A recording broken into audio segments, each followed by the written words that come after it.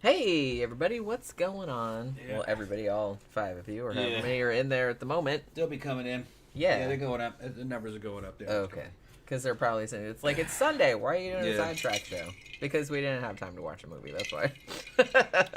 but I still wanted to do a live stream. We had a bunch of stuff we had to do.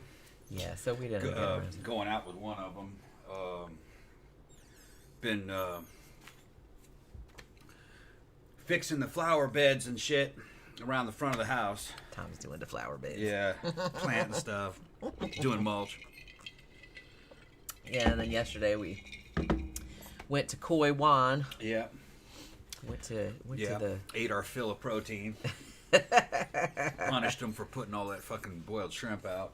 And a bunch of steak. They put steak out there. Yeah. Chopped steak, like slices of it. Some of it was kind of dry, but some of it was good, man. It was all a little bit tough. I don't know what cut it was. They were hiding what cut it was, but it was good. At least it was beef. Yeah, it's all right. Yeah, it was just included in the price, so I punished them. I ate a bunch of that. Well, like I said, I like going there. It's kind of a long drive for us now. Like, it's not as close as it was to our old house, but it's a pretty good deal because we were thinking about going to Momiji, but on the weekends, Momiji doesn't have a lunch special. Yeah. So they have a dinner menu, and you're basically going to pay the same price just for like one dish. Whereas if you go to Koi Wan, like you can pay, $18 or something like that, and you can eat as much as you want. And you can pick through it. All protein. If you're gonna go to Momiji, it's gonna be a lot of rice and a lot of vegetables, which that's okay if you swing that way. But I like meat, Well, like you said, that much money, I'm gonna get all the meat I can. It's lower calorie. I mean, I don't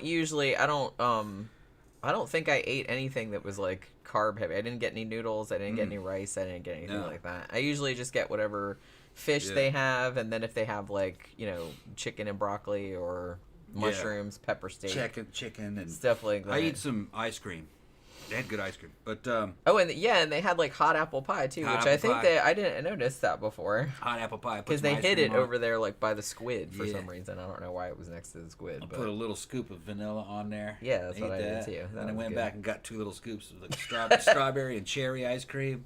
I didn't get the green tea ice cream this time, but it was good, man. It's worth the money. And you eat once, and we ate early. That was probably about just turned 11, I think, right? Yeah, it was like 11:30, something like that. Because it's good to go early because then everything's fresh and it's not as crowded. And didn't get hungry the whole day. We didn't even eat before we went out. Nope. We stopped on the way home from the club like we usually do, and I got like a sandwich and some chips. Yeah. But that's it. Protein fucking keep...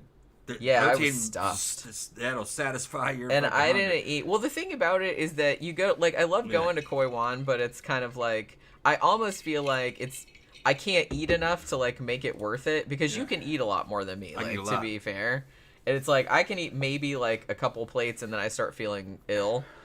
You know what I mean?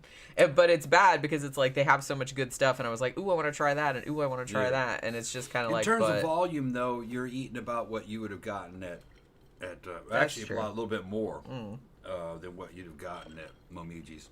Momiji's is good.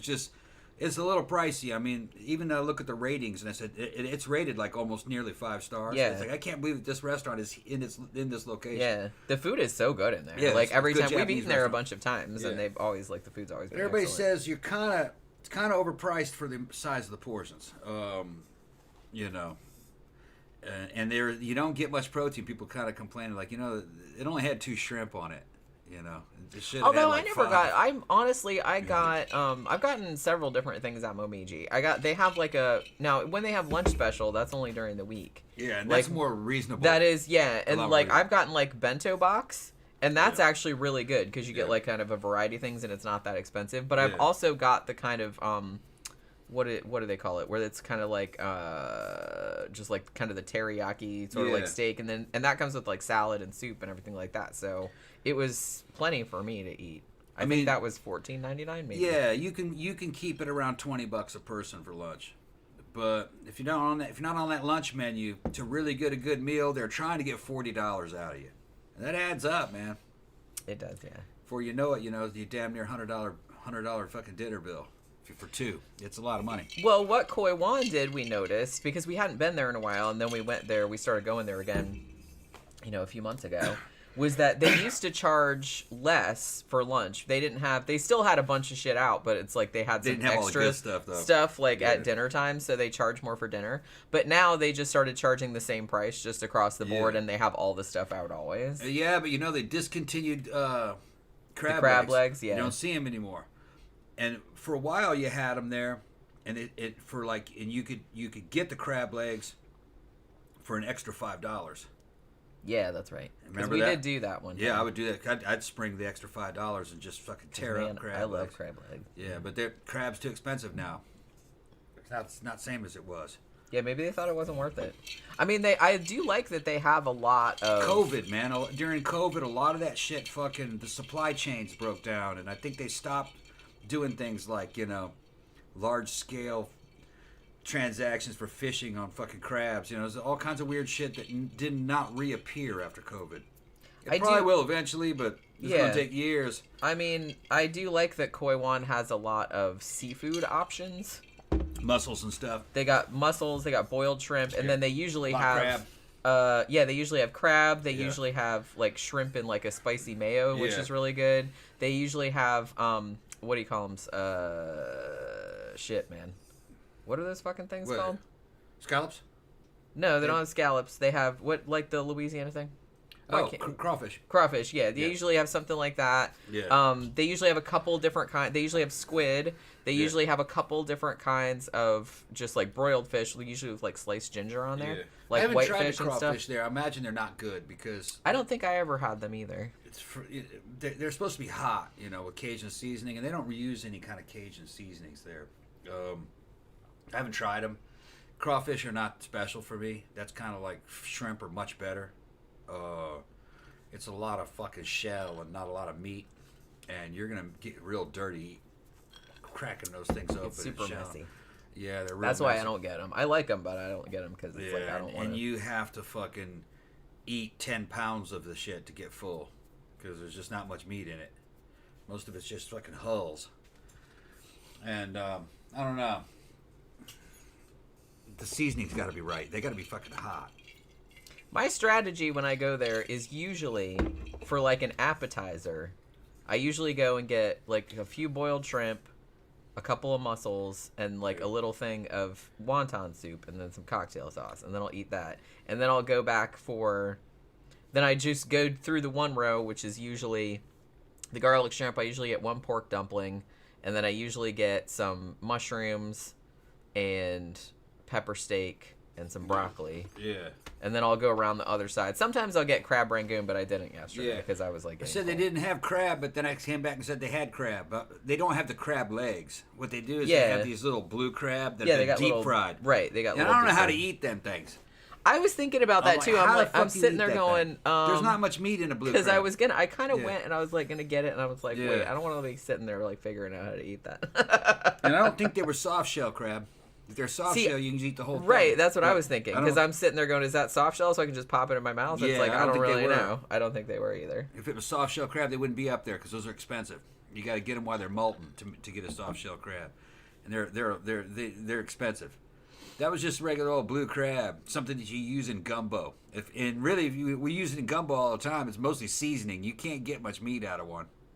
There's not. Yeah, I mean, and by the time you crack open the thing and get all the meat out, this shit. Yeah. It's not even worth it. It's not even worth it. Well, that's why I like those big giant crab legs because at least you can get some meat out of there. And then they have Asian versions of shrimp, but they got the whole shrimp and they'll deep fry the whole thing. And I guess you just eat the whole thing. But I think this is what they do. But I just can't bring myself to do that. I still peel them. I mean, I know it won't kill you to eat the hull, but it's I'm just averse to cracking through all that damn chitin. Yeah, I don't really want to do that, and I feel like it'd probably just give me an upset stomach. Yeah, you know what I mean. So it's like eating hair or fingernails. Yeah, so I always peel them. Yeah. But like I said, I do like that they have that. They have all of those seafood options because I love seafood, and we don't buy it a lot at home. No, we do have. You can't buy it for that deal. That's what I mean. So I always load up on. Yeah. on makes you want to go back there. And I told fish about and Koi shrimp. I was like, yeah, I'll go back to Koi Wan. We'll have to go back next weekend. Yeah. Like I said, it's kind of a drive, but you know. You guys can look at Koi Wan in Florida and pull up pictures of it. It's in what's it, Altamont Springs? Altamont Springs. I think it's Altamont Springs. You walk in and it looks like a Japanese street. It's got storefronts. It's got a little koi pond, a little river, fishies. And a little fake bridge that goes over it, and a bunch of buffets and hibachi grills and shit like that. And you can get sushi and Chinese food and just whatever. Some American food there. And then when you go into the stores, that's the dining area. So it has kind of a theme park feel to it. It doesn't. It's a restaurant, but it has a theme park feel. You know, it's a cool restaurant. It's a massive place. It's massive. Yeah. Yeah. They have like a lot of parties because they have like Soph there. Soph was scared to go. People get sick in Chinese. She's a foodphobia.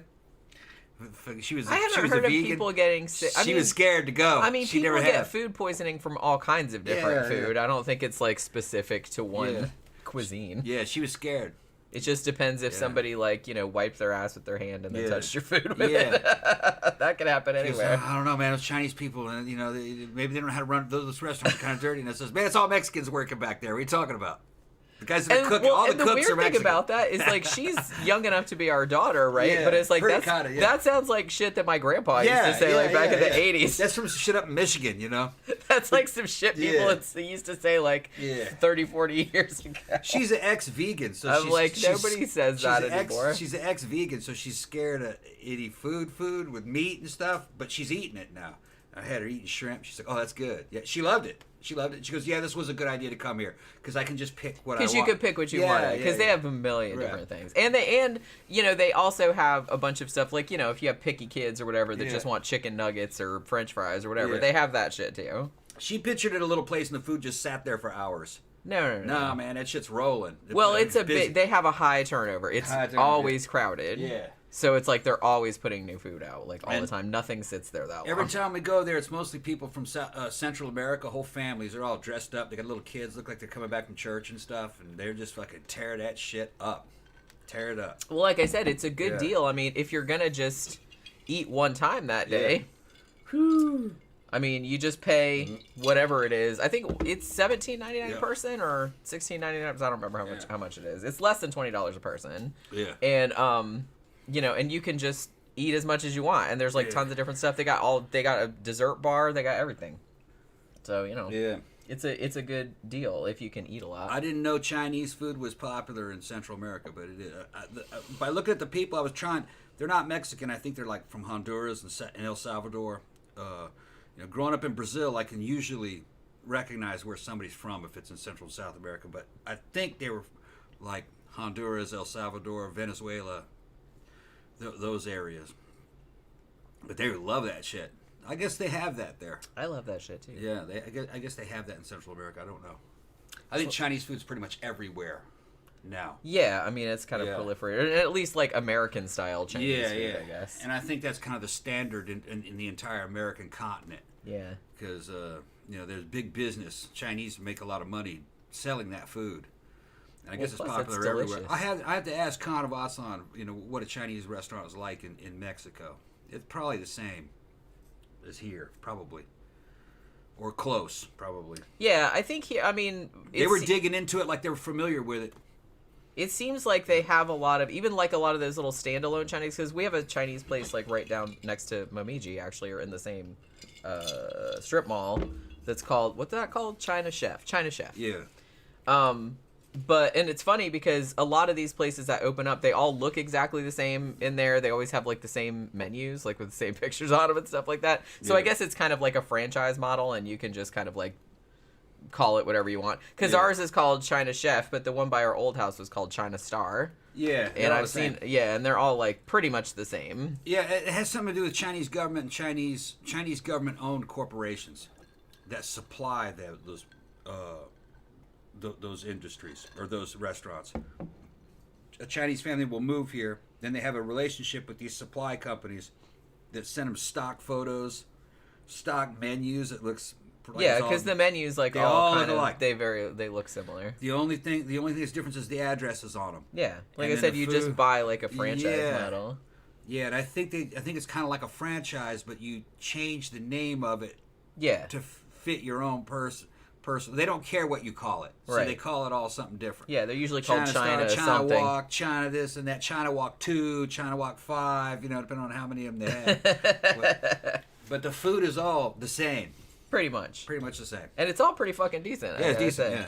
Because the China Chef, we get food from China Chef down here all the time because they're like real quick, and you just I just order online and go down there and pick it up, and their chicken. What did I usually get? Like chicken with cashews, and I've gotten egg foo young there before. That was really good. I've had American Chinese food all over the United States, man. California, New York, Boston, all out throughout the South, and it's all pretty much the same. It used to be, you know what I mean? I guess people in New York are proud of their Chinese restaurant. Oh, you can only get this, man. The best Chinese, the best General Tso's chicken, which I love General Tso's chicken. The best General Tso's chicken I ever had was in Heidelberg, Mississippi. It was better than anything. And I couldn't figure it out. I kept buying it, and I says, man, this is fucking, what is different about this? And I was going through the recipe, and I said, mostly Hossein sauces. That's what gives it that flavor. And Hossein sauce is like Chinese barbecue sauce. And I was thinking, the Hossein sauce must be different. I said, they must be getting a different supplier in Mississippi. And I was tasting it, and I was going, wait a minute, hold on. That's not Hossein, that's barbecue sauce. Yeah. So that's what they were doing. It was Chinese people running it. Instead of using Hossein sauce, they were using barbecue sauce. Maybe cheaper. Easier to get. Cheaper and easier to get in Mississippi, and it was better. I loved it. I was like, man, that is fucking great. I mean, I'm not a huge fan of General Tso's chicken, so I'm just. I mean, it's good, but it's not. I don't usually get it, so I wouldn't probably be able to discern. I'm not a connoisseur. They got some kind of an American barbecue sauce, probably some Hunt's or Heinz barbecue sauce. Yeah, that was close. Sweet Baby Ray's. That was close to like to the Hossein. Right. Close to it. Probably would be like some kind of smoked sweet version or something, and they went with that, and it fucking made it great. Fucking General Tso's chicken. And here's the thing: there's no recipe for General Tso's chicken. The original recipe's forgotten. Only a couple guys know it. It was from some casino in Taiwan. Every time you get General Tso's chicken, it's a copy, and it's not the original recipe. And there's a whole movie made about General Tso's chicken. Me and Jenny saw it. Yeah, it's fascinating. Yeah. It was fascinating. Yeah. Only a couple guys alive know what it's supposed to taste like. And they were going, nah. And they were like, no, that's not it. That's not it. And then, well, what's the difference? Close. What's the difference? And they said, can't tell you. They won't fucking tell you. Then we have to kill you. It was, it's a casino restaurant's house recipe. They won't tell you what it is. He says, there was a couple of them he said were close, but that's not it. See, that's like fascinating. It's always fascinating to me, like where these sort of iconic dishes come from. Because remember when we were watching? Remember Gordon Ramsay did that limited series where he went all around India and cooked with people, and he was talking about butter chicken, which is one of the best Indian dishes ever. Yeah. But butter chicken originated from one hotel. The Taj. Right? Yeah, like one chef made it. Yeah. And so like everybody has their own variation. And they get it wrong. They mostly get it wrong. But to be honest, even if it's wrong, all good, though. They're all good. Yeah. I've never had a bad butter chicken. Even Ramsay wasn't sure what the original tasted like, and when he had it, he goes, "Oh, okay, yeah." He goes, "That's it." He goes, "Yeah, that's it." And he wouldn't say what it is either. He wouldn't tell you what it was. Yeah, I guess that's like because it's classified. It's classified. But he said it's a lot more milder. It's a lot milder. It's not as tangy as. Well, I like the tanginess. I like a milder butter chicken, but the tangy one's good too. I mean, we've experimented with a lot of different spice mixes. Ratios, like in seasoning mixes for butter chicken. Honestly, I think because you know how when you go to the Indian market and they have like all those different brands of spice mixes. The cheapest one's the best one. It is. It's called Shan. Shan is the best one. Butter chicken. National's okay too, but it was a little spicy or a little dry for me, I think. But like the Shan is the best one. Yeah, and it's not Indian; it's Pakistani. Yeah. You can get it the seasoning mix in a damn paper. It's like box a yellow with box a bag in it. And it's called Shan brand butter chicken seasoning mix, and that's the best one. Yeah, that was my favorite one. And it's probably nothing like real butter chicken, but they're all similar. But I guarantee you, it's nothing like the original butter chicken from the Taj. Probably not. But that fucking seasoning mix is fucking the best one to me. Well, it's the best to me. Like, I mean, and, everyone's palate is different, I guess. Yeah. But to me, it has like the best balance between being really rich and savory, and it's mild, but it has a little bit of a kick, a little bit of heat, but not so much that it's overpowering. Yeah, it has like a good balance. And I don't think the original Taj butter chicken had any heat to it. Which is fine. Like I said, I like milder. Yeah. Because remember, I bought a long time ago for Christmas, I think, or his birthday, I bought him the Gordon Ramsay Indian cookbook. Yeah.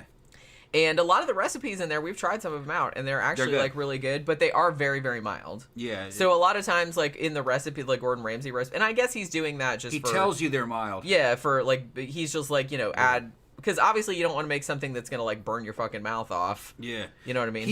Gordon is real sensitive to hot. He doesn't like things that are hot, which I think is weird for a master chef. It might be a British thing. I don't know. But then again, I've heard British people eat fucking Texas hot chili and fucking love it.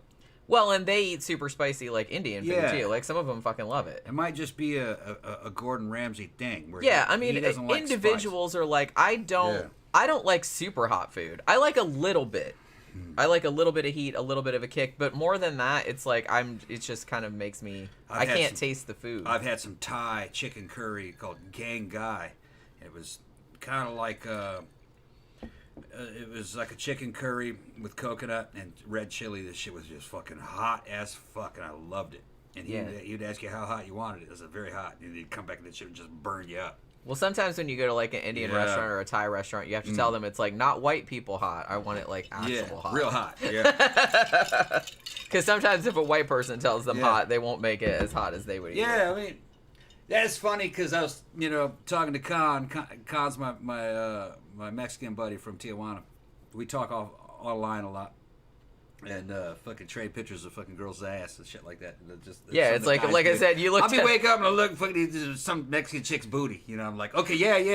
I know we're sitting there like watching a movie, and I just like looking over there. I'm like, oh, more butts. Yeah. It's just butt. It's a Latin thing. Growing up in Brazil, I grew up in Brazil. For those of you guys new to the show, I grew up in Brazil, so South American culture is. I just grew up in it. It was booty centric. It's booty centric, but I'm ethnically, I'm kind of fucking Germanic, Anglo-Germanic kind of, and on ethnic level, and we like them top heavy at the same time. It's a TNA type culture, kind of came together, But anyway, I was telling her about the hot sauces I like. There's a Mexican hot sauce I like. That it's a brown, it's fucking super hot Mayan recipe. I got some in the refrigerator over there. And he goes, "You can eat that?" And he goes, "But you're white." But what the fuck? Yeah, what's that one called? Because I'll go get it. Sometimes they had it, like every now and then you would find it at like Walmart, and we were always kind of, because he loves it. I can't eat it, but it's like, because I'm just like, no, thank you. But he loved it. Sometimes you get it at Walmart, but usually he had to drive up to, there's like a Mexican grocery store / restaurant like not that far from here. And usually he would have to ride his motorcycle up there and like get stocked up. And then one of you guys, I don't remember who it was, but like sent us a huge box of it. A listener sent me a case of this. I still have El Yucateco. And I don't have my glasses on. There's the Mayan word for it. Okay. It is right there. Oh, you're expecting me to pronounce that? Yeah, it's Ticulo something or other. Is it still there? It used to be written there. Kutbil Il Dix Day? Something. I can't really read it. Read it. I'm fucking blind. Let me get your glasses. Okay. He wants... Oh, he's going to put the girl glasses on. I'll put the girl glasses on. Aw, look how cute.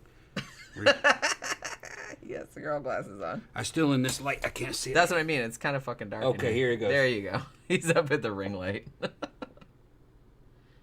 Now all of your chat comments are just a big blue. Okay. Cookbill ikte. Which who knows? This what that shit means. here is insanely hot.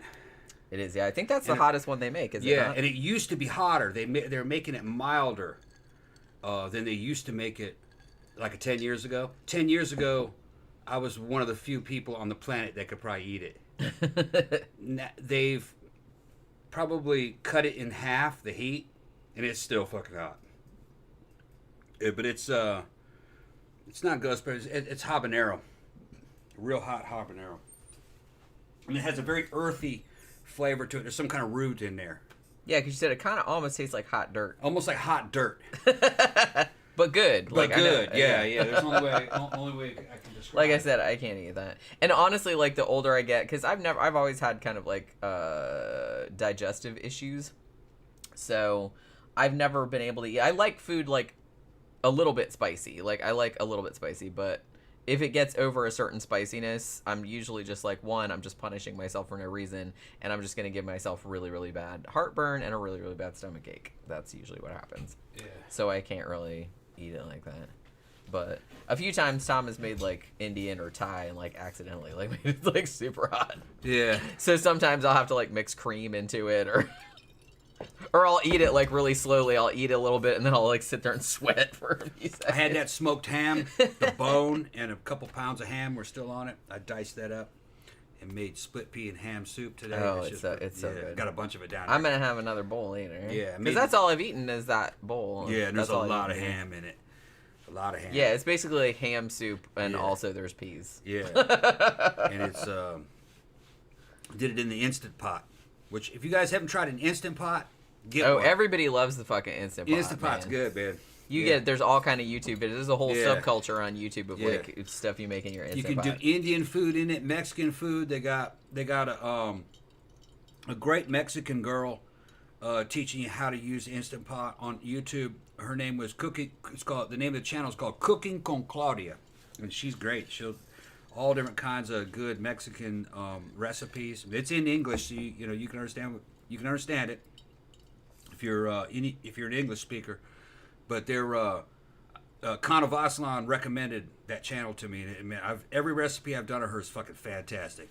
I use her Instant Pot carnitas recipe. It's fucking really. Oh my god, that is like the best carnitas ever. I'm gonna attest that. I mean, you made good carnitas. You made good carnitas before, but you made her version, and I was like, oh my god, this is like on another. It's cooked in Coca-Cola. Yeah. And garlic. Oh my god, it's so and sugar. Good. I think it had some sugar in it. It's so No, good. it didn't have sugar in it. It was Coca-Cola, garlic. It's hard to explain. Orange juice. Yeah, it's hard to explain, but it's just like this beautiful, just like perfect balance of flavors. You put a pork butt in there or a shoulder. Man, it's good. When it comes out, it just falls off, and then you put it in a cast iron skillet and broil it to get the nice brown, crisp edges on it. Caramelize it a little bit. And the drippings, I'll put those to the side, and then later on when I'm turning those carnitas into tacos, you can ladle some of that drippings on there, on your skillet. Fucking get some of that to infuse into the meat. Oh, that's great, man. Real good. But she's got a lot of recipes in there. Things you've never heard of. Different kinds of gorditas and stuff. Yeah, we need it, because I kind of feel like we make Mexican baked chicken. We make a lot of Mexican food. We make a lot of Indian food. I haven't made Indian recently. We haven't made Indian Thai recently. in a while. Yeah, well, honestly, like I said, my favorite Thai thing that you make is that peanut satay curry. Yeah. Like that. Peanut satay.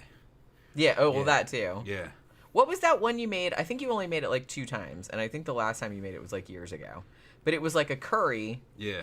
But it was like very peanut forward. Yeah, I forgot. It was almost like a soup. Yeah, I forgot what that was. I did too. Something I found online. But it was really, really good. That was like, I could have eaten a whole fucking problem with those gallon is the of calories. Well, I know that, but that's why it was. We were so eating good. that shit back when we were getting fat.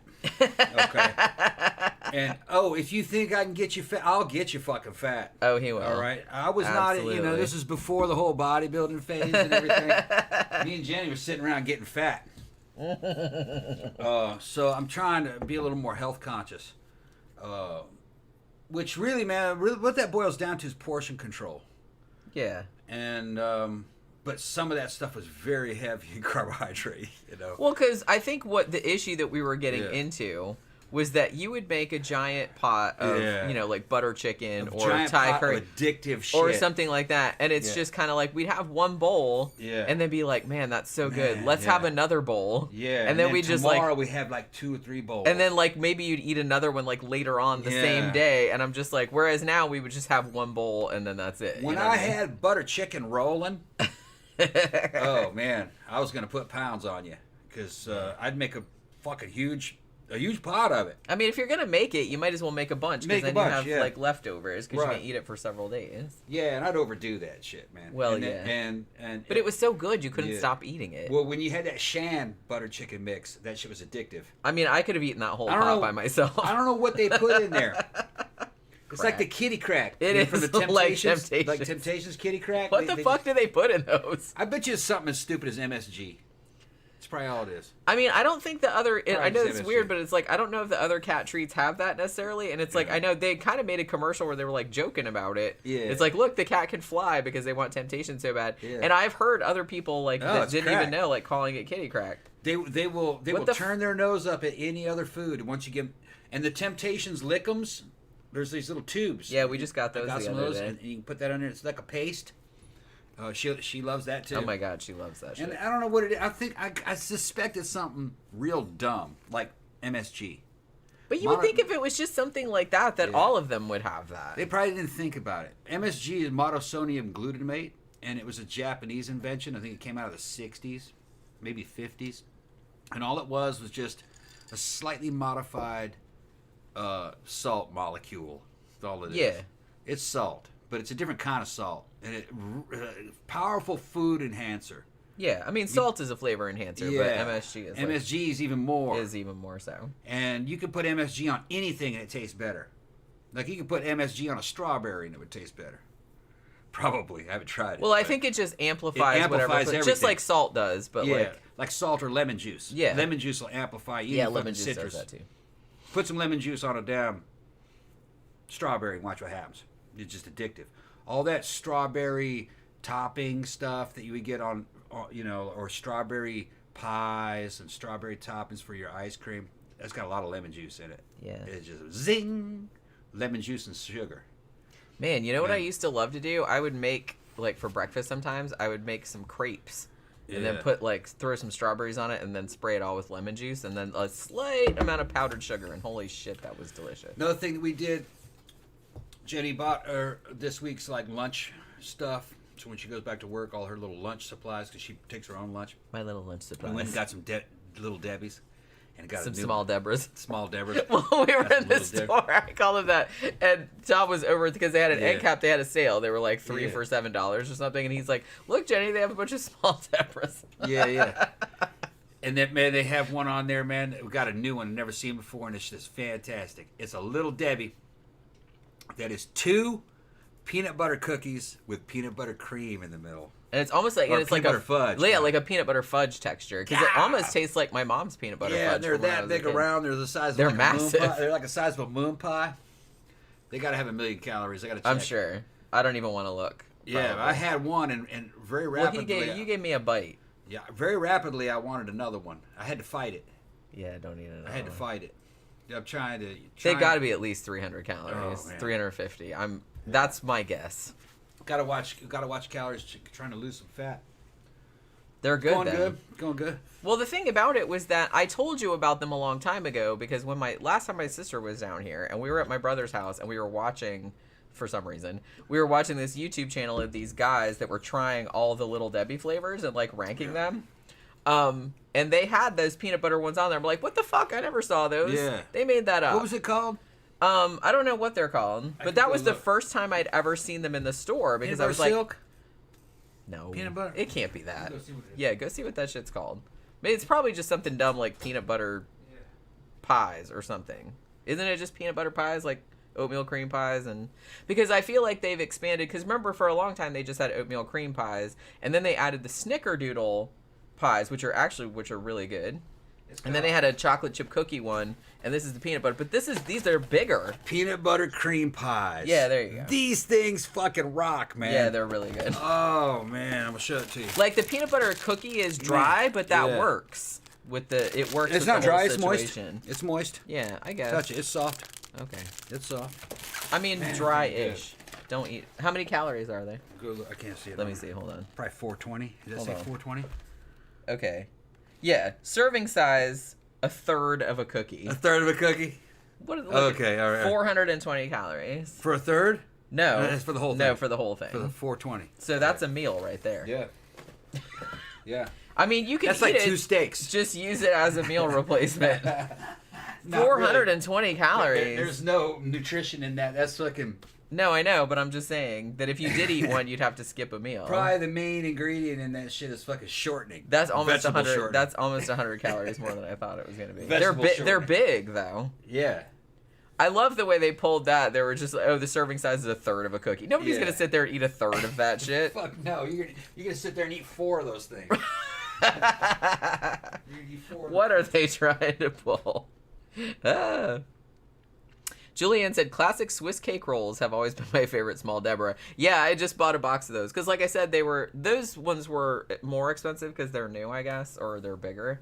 But all the other ones, the classic ones, were 3 for $7 at Publix when we were there yesterday. So I got Swiss cake rolls, butterfly cakes, and I think I got the Easter shit, right? No, I got the birthday cake ones. Yeah, you got zebra Cakes are my favorite. Cakes. I mean, zebra cakes and the variations, because they do a bunch. Because we got some that were like spring or Easter or whatever the fuck, and they're shaped like butterflies, but it's essentially just like a zebra cake. And the birthday cake one is like that too, even though it has a slightly more birthday cakey flavor, but it kind of tastes mostly like a zebra cake. I feel like. Yeah, Julianne Pope is saying that classic Swiss cake rolls are her favorite. Yeah, that's what I said. Those were on there. I bought a box of those. Yeah. Yeah, those were there. They're not my favorite, but they're up there in my top 5. They also had zebra rolls. Yeah. Which is a zebra cake that's in a roll. Those are pretty good, too. I haven't had them. I've only had them once or twice, because usually if I'm going to go the zebra route, I'm going the zebra So far, my cakes. favorite one is the peanut butter bars. What's it called? Nutter bar? Nutty Buddy? Nutty Buddy. Nutter something. Nutty Buddy. Nutty Buddy. Which is those are good. Those are good. And the those peanut butter, or that peanut butter cream pie. Those are really good. Like I said, it tastes like peanut butter fudge in the middle. Because my mom used to make peanut butter fudge a lot when I was growing up. They had that strawberry roll. That was pretty good. That was okay. I liked it. I didn't love. We got the unicorn cakes one time. Yeah, they're not really. I didn't love those. I mean, they're okay. They're passable. I'm not saying I'd say no to it. Better. The birthday cake ones were good. Yeah, I got some, and they're smaller. Like they're just like a little bar. You know what I mean? Just like one little bar. And then we got some of those ones that are like that, but that are fudge. Yeah. They had like, I'm not a big fan because Tom was saying last night, he's like, well, they have fudge rounds. I don't like those. They're too cocoa-y for me. They don't really have a lot of, they're not all that sweet. I don't know. They're just not that, I never really liked fudge rounds. And they also have Star Crunch. And I know that a lot of people, that's their favorite. I don't like the Star Crunch. It's funny, we're sitting around here talking about all this food like we're a bunch of fatties. Well, we talk about it because we're not eating it. Yeah, because we're not eating it. I mean, I might have a Small Deborah later on. I'm not saying that, but yeah. But we're talking this way like we're sitting around just getting fat. Jenny's in training, man. She's doing good. She's doing weight training. Been weight training for 2 days. Impressed. She's at beginner level, and she's doing good, man. She's doing good. She's her metabolism's in the right place where she's gonna make fucking decent progress too. She's gonna like it. She's gonna like it. I accidentally turned her off on training years back. I put too much weight on her too soon. I didn't really know what I was doing as a trainer. You got to start with. Plus, you always yell at me and like kind of made fun of me for being a wimp. And it's like, that's really not the best way to approach things with me. The second you start like being a jerk or you start like, making fun of me or something, I'm like, yeah, I'm out. Bye. Well, the army. I'm gonna go do something fun. The army. See you later. The army kind of comes out in it. But no. I don't need to be somebody who said, come on, you maggot. I don't respond well to that. Yeah, she does. You see, the problem is that you immediately try to go for heavy weights and real low reps. You know what I mean? Where like 10, 5 to 10. You put a bunch of weight on there where they can't do any more than 5 or 10. It's better to do reps. We're like 15. 3 sets of 15. Where it's hard, but not torture. Yeah, and by the time they get to repetition 15, they can do it, but they're probably not going to be able to get 16 or 17, because it starts wearing them out. You start them slow, like that, and then they get stronger. And within a few weeks, there's more weight on there, and their form gets better, And then they start seeing progress, and their body starts to change. And then all of a sudden, there's positive feedback. You're like, oh, okay, this does work. Because the average person that gets in a gym is not used to seeing any results. They're used to going in there and fucking working and getting tired and nothing happening. And then they give up because nothing happened. Maybe they were in there for a month and nothing happened. Yeah, well, like it wasn't happening quick enough. Nothing happened quick enough. Right. Well, there's ways around that, especially if you're older. Gear. You could go on gear. As long That's as your answer for everything. Yeah, if you're on gear. If you're on gear, fucking, if your testosterone levels are a little higher than normal for you as a person and you're on some gear, effort feels good. And once that shit starts kicking in, it becomes like, oh, okay, I understand how the mind-body connection starts to increase. And you get kind of like, it feels good to me. Effort feels good. It doesn't feel bad. It used to. So I understand exactly how regular people are. Even when I was in the Army, effort kind of felt bad. You get yourself jacked up, effort feels really good. But your hormones have to be the right place for that. It's superhuman, basically. Slasher Fred said one of the restaurants he used to go to was Johnny Rockets. I kind of feel like they Rockets. still have those, don't they? Is that a chain? I know I've heard of that. I don't think I've ever been to one. But I mean, that's the thing though. It's like, honestly, I got to a point where, in my 30s, I was really, really overweight. And so I basically dropped about 100 pounds.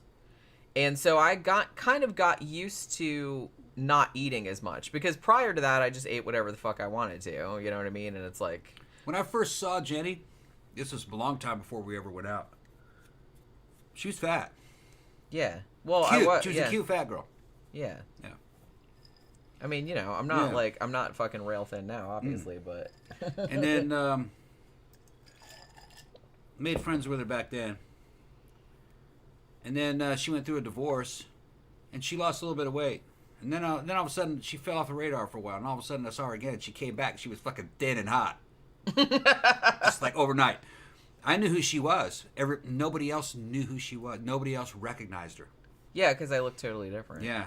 They thought she just appeared out of nowhere. Like she was new. I didn't really say anything, I was like, bitch, I've been coming here for years. Yeah, it's like, no, she's been coming for years. You just don't recognize her. Later on, once everybody got to know her in the way that because she got real popular real fast after that. She was just kind of invisible before. Even though she was super nice. Just, nobody paid attention. She was married. And, married women are just invisible. Especially if they're overweight. But then all of a sudden, once everybody started to know her over a few months, they remembered who that was. Yeah. They're like, oh, that was you? And they're like, yeah, it was me. Yeah. Yeah. But she must have lost 90 pounds. I think it was 90 or 100, yeah. Yeah. I mean, now, when you and me got together, I gained some of that weight back because of the whole butter chicken situation, way we were talking about. Happy. And pizza. And pizza. You made a lot of pizza. Well, you still make pizza Well, now, we were getting older, too. So the metabolism couldn't fight it all off. And I mean, I was going to the gym and everything like that, because before we moved in together, I lived in an apartment complex that had a gym, and I used to go to that gym all the time. But it's just kind of like, because I worked at night, so I would go during the day, like when no one was there. Yeah. So I did used to eat, but there came a point where we were just eating so much that I couldn't keep up. You know what I mean? So so I did gain a little bit back, but I mean, I was at one point, I think I was I was maybe 250 pounds. I think. Shit, that much? Yeah. That was before I knew you. I think so, because I think I'd started to lose a little bit prior to that, but I think that's at my highest. I think I was about 250 pounds. Yeah. It was funny because we started hanging out, And we were tearing up the scene. We were good friends. We weren't going out with each other. Not at that time, no. No, we had messed around, but we weren't going out with each other. We were dating other people. During that time, she probably weighed 110 pounds, probably. When you say you probably weighed at 110, right? No, my lowest I got to was 118. 118? That was my... That's close. Yeah. What's the matter? I don't have time. I'm doing... Oh. I'm doing a show. 118, that's near 110. Yeah. 8 pounds, so 120. Yeah. Yeah, that was my lowest. You look weight. totally different. I did. Yeah. I was super scrawny. It took me a second to fucking recognize you. I was like, what? And I mean, I did that. Yeah, I was going to the gym and stuff like that, but What? What? What's the matter? Oh my god. I mostly did that by Starving. Severe calorie restriction. Yeah. Like I didn't I wasn't like anorexic or nothing like that or bulimic or nothing, but cuz I have relatives that were anorexic, so I know about that. But I really had to watch it because, like I said, and this is the same thing. My siblings are like this too. It's like we have very, very slow metabolism. We can't get away with shit, man. I see some people, like, I watched videos online. It's like, this is what I eat in a day, like skinny bitches, right? Like, this is what I eat in a day. I'm like, dude, if I ate that much, I would weigh 400 fucking pounds. How can you eat that? Yeah. It's like, even if you're working out and stuff like that, I just can't get away with it. Like, other people can, but my metabolism is super slow. Now, if you're a woman, this is not me. You can actually do your research and find out. The closer you get to around 40, the more weight you're going to put on. I mean, most people start gaining weight when the older they get. I mean, it just happens. Right. And it's just because your body just doesn't make the androgens that it's you used much to make. harder to keep much it off. harder. That's for sure. So, I'm not recommending this, but many doctors will recommend who are into hormone replacement is a woman should be taking, I think it was 20 milligrams of testosterone a week, which will help keep weight off. There's some other things down there that people will recommend. I'm not recommending this, other people, because I'm not a doctor. Other people will recommend things like NPP. That's disclaimer. Other people will recommend things like NPP, which is nandrolone. It's one of the nandrolone, fucking short ester nandrolone. It doesn't put as much water retention. And I take that. I take NPP. Right now I'm on NPP. I love NPP. It's like Tren, but without all the fucking nasty. But without all the crazy. Without being a psycho. Without being a psycho, like you were.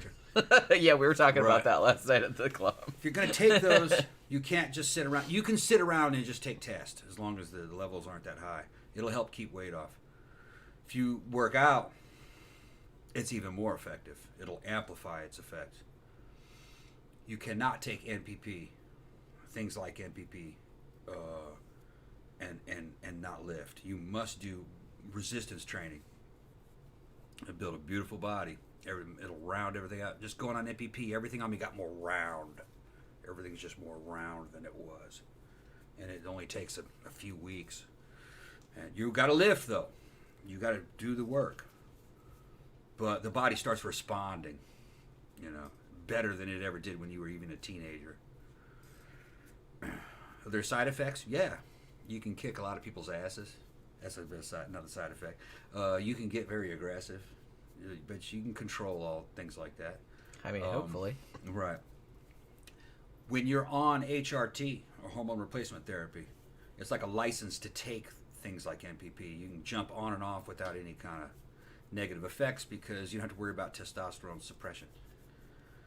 So things like this are best used after middle age. When you're young, unless you're a professional athlete, you usually don't eat it. I wouldn't advise it. No. It depends on what you're trying to do.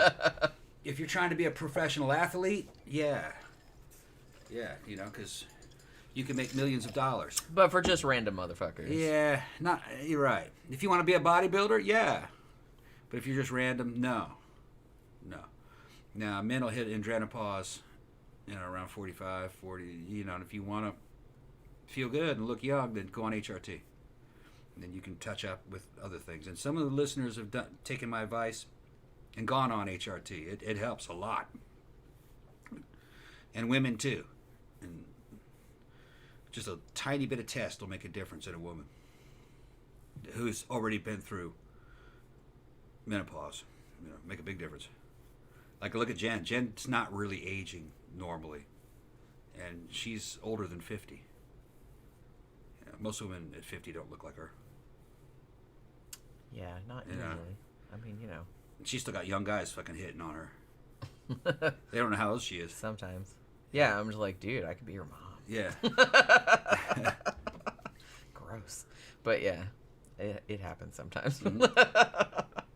That's all right. But yeah, what? In about 6 months, it's gonna happen even more. Keep up with that training. Just once or twice a week, just on the weekends, okay? Don't I come home from work, and I'm exhausted. Don't be like. Got to do upper body and lower body, which you pretty much did that. There's only one exercise that probably I think you should have done. You should have done some preacher pad arm curls. Yeah. I used to. That would we'll probably maybe we'll throw some in tomorrow. I'm not gonna be here tomorrow. Where are you gonna be? I'm at work tomorrow. Oh no, after tomorrow's you come back. Monday. After you come back. And then tomorrow we have to do a haunting show okay. too. Like right. we have to do the live stream. All right, then then the day after.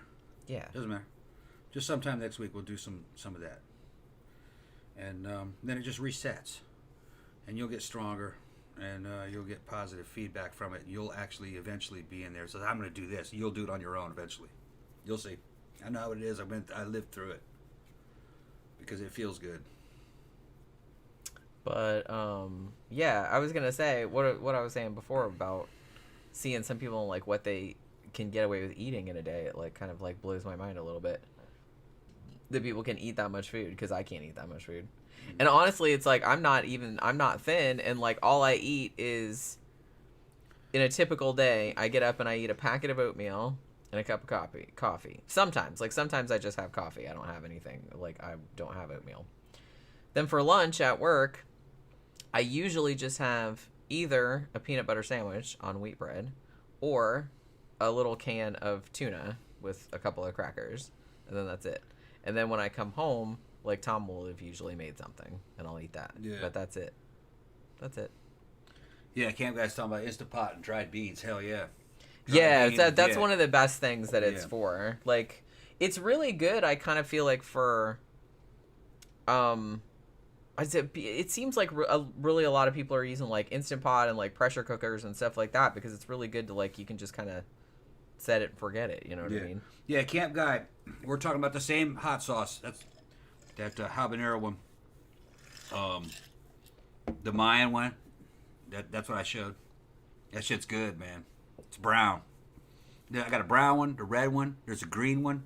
Then they even had that company makes a shit ton of flavors. They had a Caribbean one that was really good. I kind of remember that. Yeah, you had to order that special. They had another one that was like yellow. It was almost like a mustard. Remember that one? That was good too. I don't think I ever ate it. Super hot mustard. I think it was that same. Was the Caribbean one hot though? Not as hot as the other. I thought it was milder. It was a little more mild. It was good. Because, like I said, I kind of am more like into the milder stuff. I can't really eat the hot stuff. It's just. Sergeant Deadhead is just saying random things. I don't know what you're talking about, bro. I think he's responding. He's responding to things that I said a long time ago, and no context. Yeah, I'm not really sure. Just right on, bro. Yeah, that's right. Okay. Well, I mean, he's drinking. You could just kind of take it. Well, so are we. Right. I mean, it's still a week. It's still technically the weekend. So, and go ahead and give me another one. Give me another one. It's only 7:30. Like I said, all we have to do tonight is watch a haunting, and I got to take some notes on it. All right, and I'll make these weak. Okay, that's a good idea. Yeah, because we didn't drink a lot last night because we went to Barbarella, and they just have like the little mixed drinks in a can, like White Claw type shit. And I have to admit, I've tried like a bunch of those different cocktails in cans types of things. I do like the gin and tonic ones. Those are pretty tasty, but honestly, as much as I love gin and tonic, they don't really love me back, gonna say. So I usually can't drink any more than like 2 or 3, and I'm just like, yeah, I got really bad heartburn. So I'm just not gonna. Same thing with Bloody Marys. I adore Bloody Marys, but man, if I have more than one Bloody Mary, yeah, I'm gonna have a bad time. The rest, I'm just gonna be like the rest of the day, which sucks. But actually, I asked them if they had Bloody Mary in a can, but they didn't. But I'm gonna have to agree with Tom that even though I don't like, I generally don't. I'm not a big fan of mojitos, or I don't get them usually. But the canned mojito that they have is actually the best one of those. we were talking about it last night. He's like, it tastes the most like the cocktail that it's supposed to be, which I would agree with that. You know, but I'm trying to think of like whatever, because I got one this one time. I don't even remember what the fuck it was. It sounded good on the tin, but when I got it, it was cucumber and something. What the fuck was that drink I got that night that was like in the can that was like cucumber lime or something? Yeah. And I was like, man, that sounds delicious. And then like I drank it and I'm like, oh my God, this is horrible. Yeah, terrible. What the fuck? It was like a White Claw, wasn't it? It was a white or something like White Claw, because I know there's a lot of brands like that nowadays. And I can't remember like what the names of them are. But yeah, it's like, oh my God, fancy and shit. And it sounded good, and I was like, God, this is awful. It's like fucking dirt. It doesn't taste like cucumbers or limes or anything. It just tasted like ass. Yeah. I don't know. Hey, Dave's here. Hey, what's up, you two? We're just, recovering. Yeah. Dave, the tattoo artist? No. Dave from Mannequins. Oh, from Mannequins. Okay, yeah. Yeah. Okay. And he said he went to Did you actually go to Mannequins on St. Patrick's Day? Because was that a shit show? It had to have been a shit show. I mean, I feel like it was probably a shit show. We were like, nah, we're not going to go. I was like, no. I mean, other than the fact that I was like so fucking tired that I could barely stand up straight. But I mean... We went to Mannequins on a Saturday instead because we knew it would be chilled out, just a bunch of old people. Barbarella, you mean? Barbarella, yeah. And it was kind of... I danced my ass off last night. Like, Yeah. Like I said, we were talking about this when we took Sophie there. The vibe there is just like a lot more laid back. Yeah. Like you can just, it's more mature crowds, people in their 40s. Yeah, it's usually older people. I mean, there's some younger people there too, but it's usually like an older crowd. Usually most of the people know each other and have been going there for years and years. Known each other 20 years. Yeah, so it's like you can go, it's 80s new wave, 80s alternative, stuff like that. So you can just go out there and dance and just be crazy and like no one looks at you funny or, everyone's like super friendly and super chilled out and it's like just a nice... You got some hot old people too, man. Yeah. Some hot old people in their 40s and 50s in there. Never can't tell what's going to happen.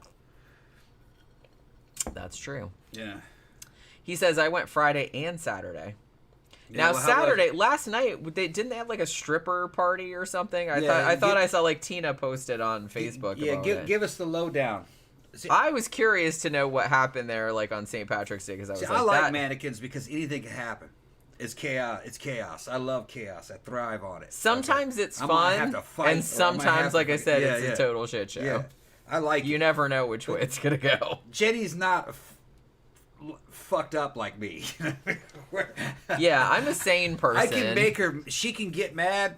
She did fight that one guy, but she didn't have a choice. You know what I mean? And he jumped on me, dude. I had to like stick my fingers in his eyeballs, or it's like I didn't know what the fuck he was gonna do. Yeah, and they were pulling me away. And trying to talk sense into me, and I didn't know what was happening. And I went, "Oh, wait a minute, hold on, she's under attack!" And I had to throw people off me. But then they the crowd stomped that dude so fast. Well, yeah, like I said, it's everybody was like, "Yeah, that's fucked up." That dude was vanished instantly. Well, they picked him up and took him out. Yeah. Like I saw them like tape, and he was like, whoa, and they were just like, they just carried him out the fucking door. I hope he's banned for life. I hope they threw him out. That would be super funny. If I see that dude, I'm gonna fuck him up. Well, we actually when we left later, we went out and asked the door guys. They're like, "Where's he at?" I'm gonna fuck that dude up. I said, "I'm gonna stomp him if you don't." He still owes me for that. I didn't beat him hard enough during the first initial. I mean, if we see him walking around, I'm gonna have to beat that dude. You're gonna have to like drag him behind the dumpster. I'm sorry. Okay. It's just highly illegal, but when does that ever stop me? Dave said that dude was there last night. He was there? Okay, I'm gonna fuck that dude up. Oh, no. He hasn't learned. I'm gonna fucking fuck that dude up. That dude, I thought he was banned. Yeah, they said he was banned, yeah. I knew that wasn't gonna I'm gonna fuck that dude up. I knew that wasn't gonna work. He's not gonna fucking show his face there ever again. I mean, like I said, I don't even Or at least not the same exact face. I'm gonna fuck his face up. Dave said Paul stuck to his Venue 13 vibe, I guess on Friday night for the St. Patrick's Day. It was weird because a lot of the newbies there were digging it. Yeah, that's kind of why, like I said, Paul Vane, I mean, he's been around in the Orlando scene. If you're from Orlando and you know anything about like the goth industrial scene from the 80s or 90s, like you know who Paul Vane is. He used to DJ at Visage. And that was kind of like the main place that everybody went. And so he DJs at Mannequins now, like Friday nights and Saturday nights. And he usually does like a venue. They still do Venue 13 thing, which was the goth club that we had like several years ago. And so it'll be like, It's usually like 80s, dark wave, goth, industrial, mostly old shit, you know what I mean? Like some new shit too, like from 90s and 2000s. I'm confused though. He said the new people? You talking about the baby bats or the new mundanes just walking in? Because I know that they have like a contingent of baby bats, as we call them. For those who are like all in the like 19, 20, 21, but they were like super into this. We saw a bunch of them at the Clan of Zymox show too, and I was like, my little heart was warmed. Yeah. I was like, look at all these children, and they're like all into Zymox. That's so cute. Yeah. They're so little. And they look all like Death Rocky and shit. Yeah. They got like big mohawks and everything. They do. They look fantastic. And I was like, that's so awesome. I love that. I was kind of pissed that they're not coming out to the club. Well, like I said, maybe they can't afford it or... There's no excuse. Oh. I couldn't afford going out to the club when you go all the time.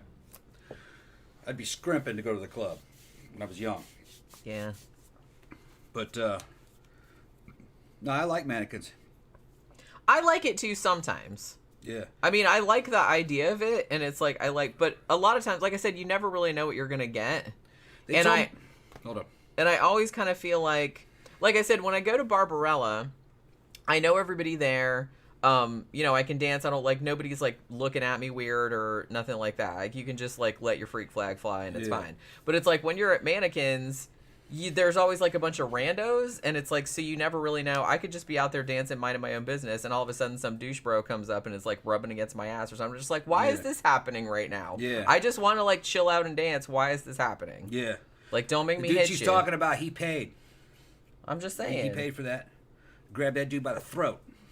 Fucking slapped his ass right in front of all his friends. And they backed out. And these are 6-footers. But I mean, I was on trend. Like, on what planet is that okay to just go up and touch random people? Yeah. Like I said, we all learned that in kindergarten, did we not? Like, don't just go keep your fucking hands to yourself. Why is that hard? At that time, I was on trend and test, lots of it. I didn't even think about it, and just went right for him. And it didn't matter that the dude's 6 feet. You know, I'm about 5'6", but I weigh nearly 200 pounds, and I'm like 13% body fat. And I was on trend. You're fucking amazingly strong. I just grabbed that dude, and his neck just felt like fucking jelly. Slapped him, pow! Fucking pushed him. Said, "Did you ever fucking touch my wife's ass like that? I will kill one of your friends." And that fucking shut that shit all down. When you start holding motherfuckers hostage over another motherfucker, I'll kill somebody you care about. And then they just evaporated. You know, they didn't want that. Shit was totally unacceptable. Totally unacceptable. Well, like I said, I don't understand why people can't just... I saw that shit happen. I was just watching. I was leaning up on the wall and watching it. She walked behind her. And you jumped fucking sky high. What the fuck? Well, because I was just... Boom! I was on that dude instantly. My own fucking business. Bam! Bam! Bam! Quit fucking touching me. And yeah. Just like, why? I don't understand like why people think that's okay. And then like the one that didn't retreat, he was in his 50s. There's another like dude like 6'1", but these dudes it's like beating up children. They don't have any arms or anything. I mean, they have arms, of course. Little fucking twig arms, you know. And he was like, whoa, what, you know. He was intimidated, but I was in total psychopath mode. Total. Yeah, I noticed. Total. You know, trend is not meant for human use because of what it does for you, what it does to your head. I've survived it. It was like fucking climbing Mount Everest twice. But your view of reality is extremely animalistic. It was a time, that's for sure. I thought it was a time. And Soph was over here when I was on it.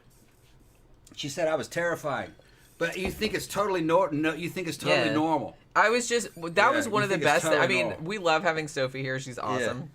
But it's like that was one of the best things about her being here was that I had backup. That you were acting like a crazy person. Because it's like a lot of... Because if I just tell you, you don't believe me. Yeah. But if you have somebody else there being like, bro, what the fuck? Like, then maybe you'll... Because you don't listen to me, like, when I say it. I thought you were... I couldn't accept it. That's what I'm saying. But if I have backup, then you'd be like, oh, maybe you're right. You're very emotional and very kind of simpy towards women. And very protective. You're very aggressive towards males. It is something straight out of the fucking... animal kingdom.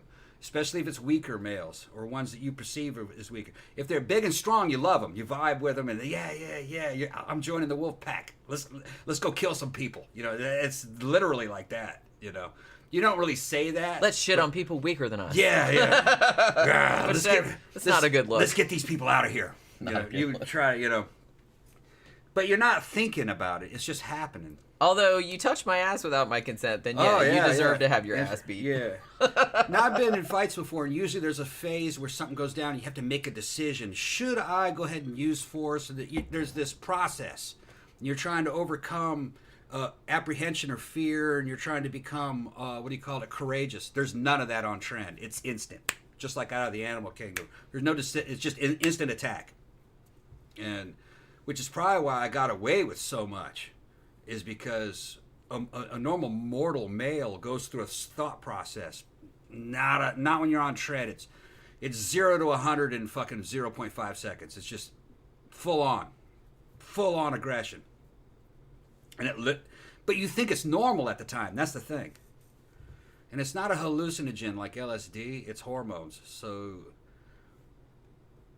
you don't feel like you're under the influence of anything.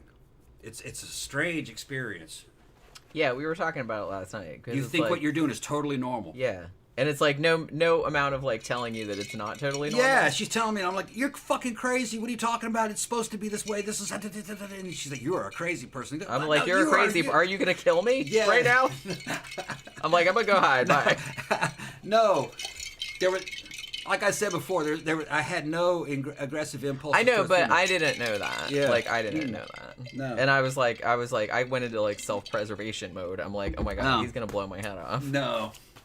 I didn't know. No, I was totally happy all the time. I didn't know. I felt totally happy, but then I'd fucking start attacking myself. Like, oh man, it's weird. It's because your progesterone levels are so high. You're like, you're like a pregnant woman. Well, like I do that all the time, but it's like that's just that's just a girl thing. Your testosterone levels are supernaturally fucking high. You have almost no estrogen, which means you can't sleep real well. And your progesterone's fucking really high, far outside normal human male parameters. And progesterone fucks dudes up, man. It makes you think like a pregnant woman. So you end up being pregnant Superman or the Punisher, but you're pregnant. It's just fucking... See, yeah, he said last night it was like pregnant Superman. And I was like, oh my God, I just had the cutest, like, / most disturbing, like, mental picture. Yeah. Of, like, Christopher Reeves as Superman. Yeah. But, like, looking lovingly down his big pregnant woman. I'm like, that's kind of sweet. You're fucking crazy. But here's the thing. You're fucking crazy. You're probably clinically insane. But you think you're totally... normal. Right. You think you're totally normal. Yeah, so do crazy people. Yeah. Looking back on it, it was kind of hilarious, but it put everybody else through hell. That's what I mean. Yeah, it was hilarious for you, not so much for everybody that had to deal with your ass. I understood what was happening, I guess. Not so funny for the rest of us. Yeah. Yeah, Dave said Saturday it was all over the place. That's what I thought. And he said, that twat face came up to me and says, hey man, how's it going? Oh, shit. And Dave said, I said, hey, fuckface, I thought you were banned. Yeah, what did he say? And he said, what? No, they just told me to go home and not come back that night. I was like, yeah, no, that's not what I Now, heard. you need to make an explanation to him that if I kind of come across him, he owes me for what he did to her, all right? I'm going to take it out of his ass. A big chunk. Yeah, I'm going to take it out of his ass. And I'm going to make sure everybody sees it happen. I don't care. I don't care. You're dealing with a high-functioning psychopath. I want it to be seen. The only thing is I have responsibilities here. That's what I mean. It's like, don't go to jail because now I'm going to have to pay for this house by myself. And it would only be a week. It would only be a couple days and then have to bond out. Then you deal with the court system. But the thing is that usually guys like that won't press charges because they're committing crimes during it. Like he couldn't come after you because he attacked you. So that would have come up. You could have filed charges against him. Yeah, and it's like I didn't even like think about it at the time because I was just like, "What the fuck just happened?" Like I was just so shocked at what had happened. He assaulted you. When you said later, it's like, "Yeah, you could have pressed charge." I'm like, "Okay, I guess I could have." So that's why he vanished, and you didn't see anything about it. So usually something like that happens during the event, so you can use legal warfare. Because he's committing crimes. You're committing crimes. So let's commit crimes related to other society is not involved in this type of deal. Kaylin Hagen says, touching people is just unsanitary, at least for me. Who knows where you've been? Yeah. Exactly. Like I said, keep your fucking hands to yourself. I don't know. You just might have been digging in your butthole or something like that. I don't know. Not to be gross, but... Danny Rowling said, just seen a sick-ass 87 underrated film, Sorority Babes at the Slimeball Bolorama. You only just now got around to seeing that? Oh my god, that was one of our go-to rentals back in the late 80s. Linnea Quigley, man. Yeah. We love Linnea Quigley. She made a living just fucking being nude in horror movies. She had a fucking hot body, though. I met her at a horror convention like a long time ago, and she is like the nicest fucking person. Of course she is. She always came across as like super cool. But yeah, she was in a lot of horror movies back then, and that was kind of her thing. Like, she didn't care about being naked, so that they always kind of like hired her for that. But yeah, I actually love Sorority Babes at the Slimeball Bolorama. I don't think we've ever covered it. But we probably should at some point. I think I put it in the poll a couple times, but it never won.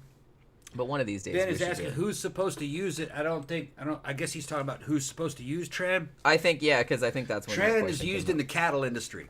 Okay, it's for cows. It's for cattle. All right. Tren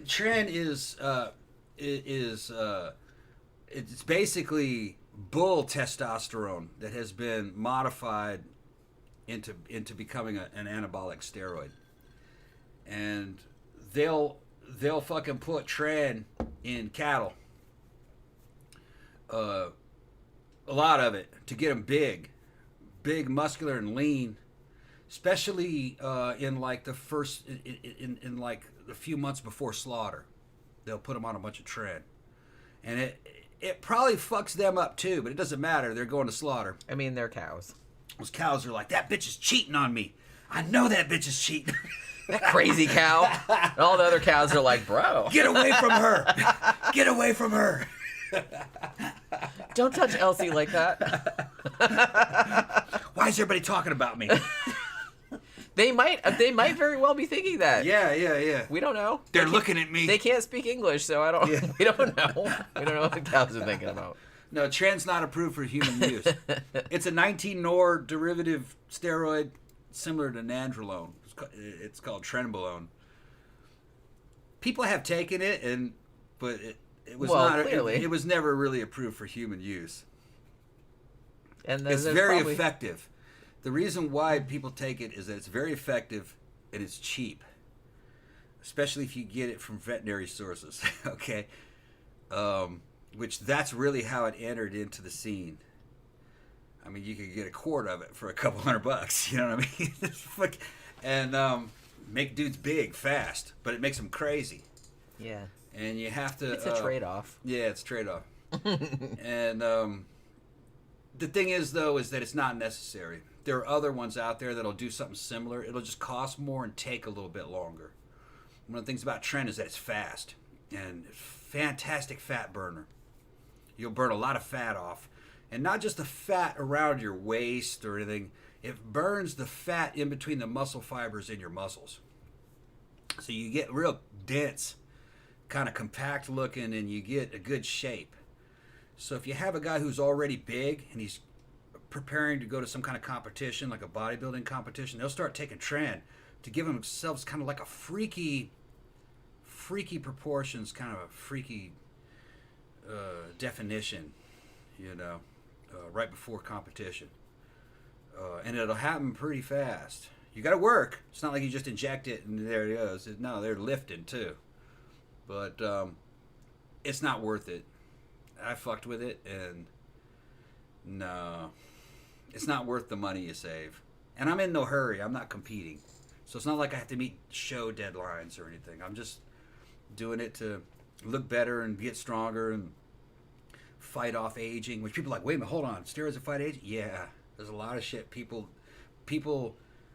almost everything people believe about that technology is a lie or not totally true. Things change as you get older. Like I said earlier, that technology is better used after middle age. If you're a young kid and you're fucking around with that shit and using it improperly at high dosages, you may not make it to 60, But if you're already 50... I mean, might as well. Yeah, You know what I mean? Fucking, your life expectancy is only another 20 years. And if anything, the guys that have fucked with it in the middle age they seemingly have extended life spans into their 80s and 90s. Danny Rolling also brings up Hollywood Chainsaw Hookers. That's another good one with Linnea Quigley in it. That's another one we probably need to cover. Zach says, "Oh shit, more Sidetracks. What a great birthday this is turning out to be." Well, happy birthday, Zach. We only ended up doing a Sidetracks because we didn't have a movie to watch, or we didn't have time to watch on. Dave says, "Jen, don't let that prick keep you away. I got Tom's back. I'll hold him while Tom punches his neck and throat." Zach says, "I'd watch a movie about pregnant Superman." I would too. Not gonna lie. Because when he brought that up, I was like, "Oh, I like that idea." Somebody needs to do that with the that's DC, right? Superman? Which one? Superman's DC. Yeah, right? Yeah. Okay, I don't remember. But yeah, I wonder if they've ever done a like a DC, like a little spin-off alternate universe series with like pregnant Superman. Because now I'm kind of like intrigued by that concept. Dave said, "Even shirtless guy asked me." Oh yeah, I know who shirtless. I know who shirtless guy. I know who you're talking about. Even shirtless guy asked, but he's all right. Asked me, "What the fuck is he still coming here?" Yeah, like, so everybody but that guy knows that he's banned. Well, maybe they should tell that guy that shirtless he's banned. guy was on trend. He almost got punched though, because he grabbed my nipples. I didn't know him. Like, I've seen him around, but I don't know. Fucking touch me, man. You know what I mean? Like I said, I don't fucking know you. You know. Danny Rolling just said, "Just saw the 90s film starring Jeffrey Combs called Castle Freak." Oh, yeah. That's another good one. We actually reviewed that a while back. That's Stuart Gordon, right? I feel like it was Stuart Gordon or Brian Yezna. It was a failed movie commercially, but it was pretty good. I liked that movie. Yeah. Barbara Crampton's in that too, right? Mm-hmm. Man, we love Barbara Crampton. I think she was. She looks amazing. She still looks good. And she's like in her 60s, I think. I'd hit. She looks. You'd hit. So would I. You'd hit. So would I. I'd hit. Not gonna lie. Yeah. I'm just saying. Like, I saw her. She was on. I saw her very recently. I think she was in that In Search of Darkness Part 3 documentary that's on Shudder, the 5.5 hour one, which of course I sat and watched like over a couple of nights because that's kind of dork I am. But I think she was on that, and I was like, God damn, she still looks amazing. Yeah. And like I said, I'm on her Instagram too, and she's always like posting pictures. She's so cute because every time she posts a picture, she's always making that cute like happy face, like.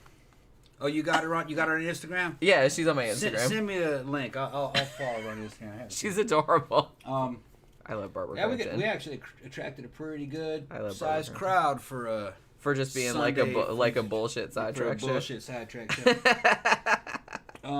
Just going to announce that this is a sidetrack show, and I'm passing around the collection plate. The super chats are active. So are what's it called? Super thanks. Super thanks. Super thanks. So if you're listening to this recorded, we got super thanks also. And Pookie's looking at me like, shut the fuck up. Look at her face. I know. Daddy, why are you talking? Oh my God. That was an expression did you that see she her was look? making. Yeah, she's like, you're talking too much. She wants to be petted. Yeah, she's like, why are you talking and not petting me? That cat's got the most expressive face. We were talking about that earlier today. Yeah, you know exactly what she's thinking when she looks at you. I love her little mad face. I call her little mad sometimes because like if I'm brushing her because she wants to be brushed, and I'm actually kind of even afraid to say that word because she knows that word. But like sometimes I'm doing it, and if I do it wrong or if I'm like at a bad angle, she totally like looks at me like, yeah, like what the fuck? What are you doing? Yeah. And then she takes her paw and like she tries to do it, but she doesn't have any thumbs, so it doesn't work out. Wait a minute. I just saw something that I wanted to like answer. Why are you chewing? Don't eat the furniture, Poke. Okay, please. You gotta read. Oh, Ben says it was nominally a Lovecraft adaptation. Yeah, it was a loose adaptation of The Outsider.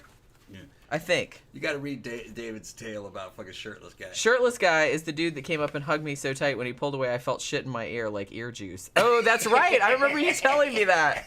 Okay, shirtless dude. That was the same night that the fight happened, right? Because I think I remember you telling me that night. Shirtless dude is this guy's probably about 60, maybe late 50s, with long gray hair.